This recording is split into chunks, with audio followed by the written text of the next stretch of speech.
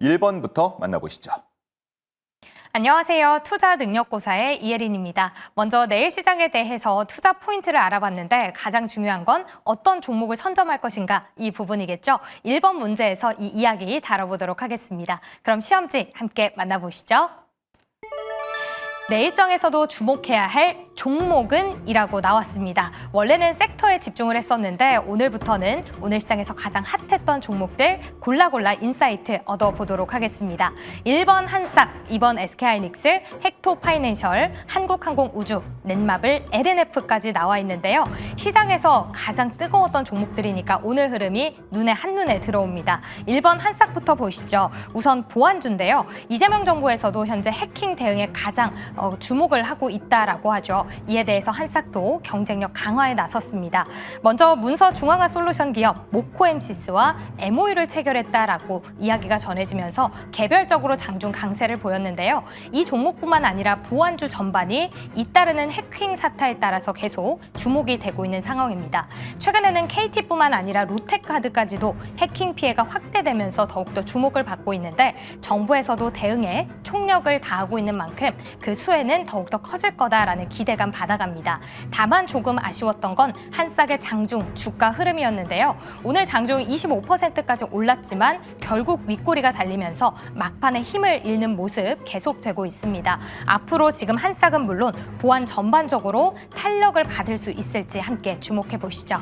이어서 2번은 SK하이닉스입니다. 어제까지만 하더라도 삼성전자와 함께 코스피를 사상 최고치로 이끌었던 주역인데요. 오늘은 트럼프 대통령의 입김으로 상승세가 멈춘 상황입니다.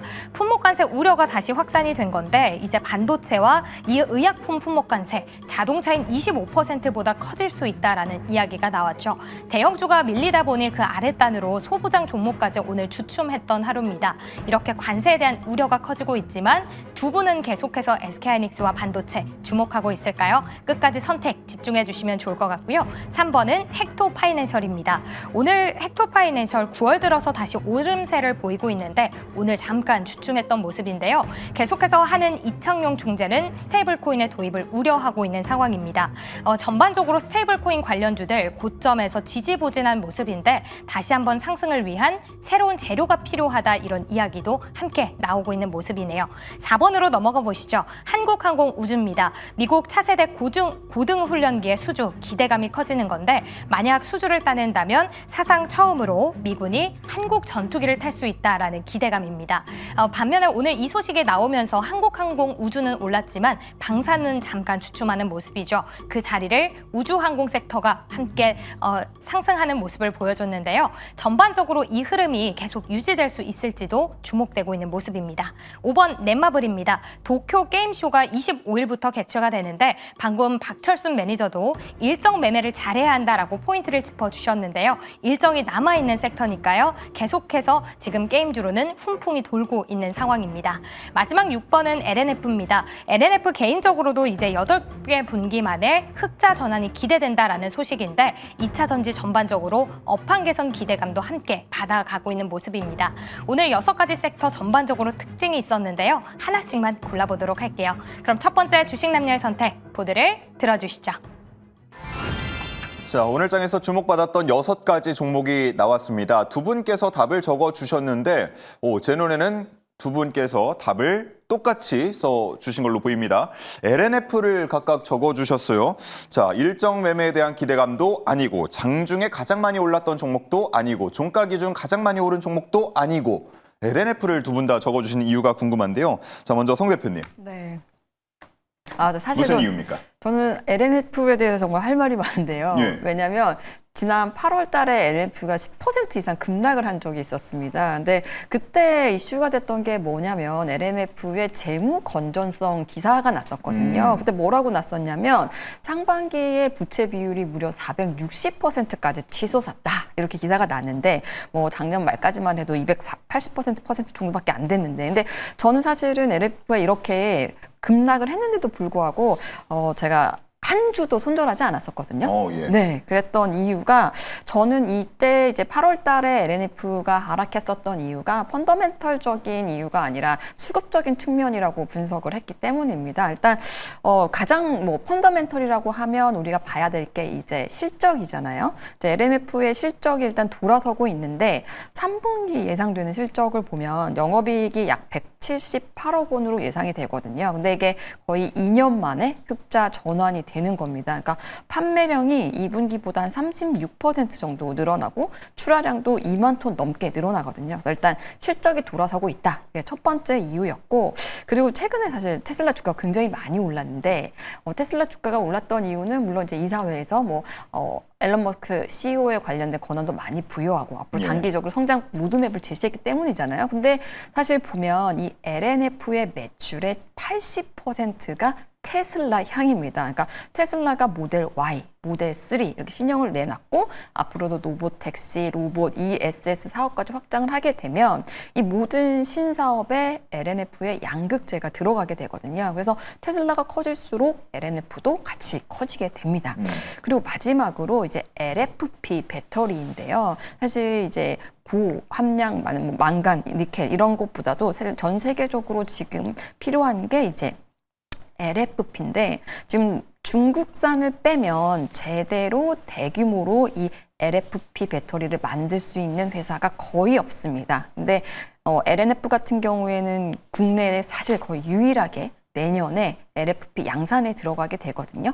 연간 한 4,500톤 정도 신규 수요가 생기거든요. 그래서 제가 볼 땐 이런 식으로 이제 제가 펀더멘털을 판단을 했을 때 손절을 하지 않았는데 오늘 또 이렇게 급등을 해가지고 네.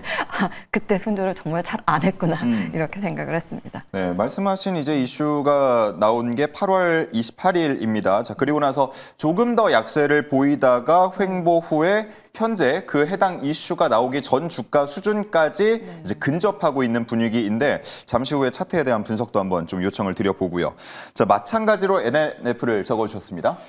네, 근데 일단 앞에서 뭐 대다수 중요한 내용들을 많이 해주셨는데 뭐 조금만 더 추가를 해보자면 일단 지금 뭐 미국 시장을 계속 얘기를 할 수밖에 없는 게 지금 우리나라 2차전지 시장에 대해서 굉장히 좀 안 좋게 볼 수밖에 없는 것들이 사실 전기차 캐즘을 무시할 수 없는 상황이잖아요. 그래서 우리나라 이제 빅3 배터리 기업들이 이거를 좀 어떻게 하면 극복할까 생각을 하다가 결국 뭐 ESS 쪽으로도 굉장히 사업을 본격적으로 투자를 해왔고 이제 조금씩 결실을 좀 가져올 수 있는 상황이 됐는데 일단 앞서도 좀 언급해 주셨지만 지금 미국 시장에서는 중국과 갈등이 굉장히 심합니다. 특히나 배터리 같은 경우는 LFP 배터리를 거의 다 중국산을 쓰고 있었는데 이걸 지금 정책적으로 지금 못 쓰게 하고 있는 상황이었잖아요. 그러다 보니까 미국의 ESS 4위 기업 중에 포인이라는 데가 있었는데 이 회사가 굉장히 잘하는 회사임에도 불구하고 공급망이 거의 다 중국이다 보니까 이걸 이제 대체할 수가 없어서 결국은 파산 신청을 하게 됐습니다. 그만큼 지금 미국에 있는 ESS는 어마어마하게 지금 늘어나고 있는 상황인데 이거를 지금 중국을 배제하고 LFP 배터리를 사용하려고 하다 보면 우리나라 배터리밖에 없는 거고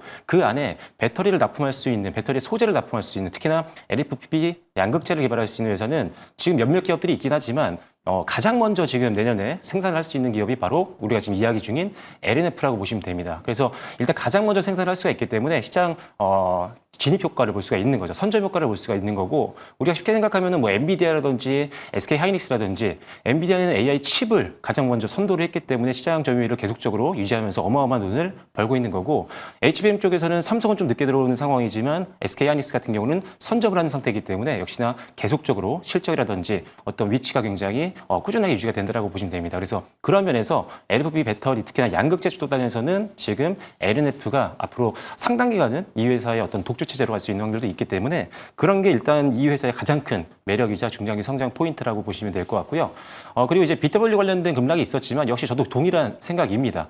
일단은 BW를 통해서 기존에 사실 부채 비율도 굉장히 높았고 이자가 굉장히 많이 나가는 상황이었거든요. 그럼 이제 기업 입장에서 비용이 너무 많이 나가잖아요. 그거를 좀 더 저렴한 비용의 이자를 가지고 어떻게 보면은 가름을 한 겁니다. 그렇게 되면은 사실상 재무적으로 좀 더 개선이 될 수 있기 때문에 오히려 단기적으로는 낙폭이 있을 수 있지만 오히려 그때는 저가 매수의 기회라고 다시 한번 우리가 주가를 봐도 알 수 있는 상황인 거죠.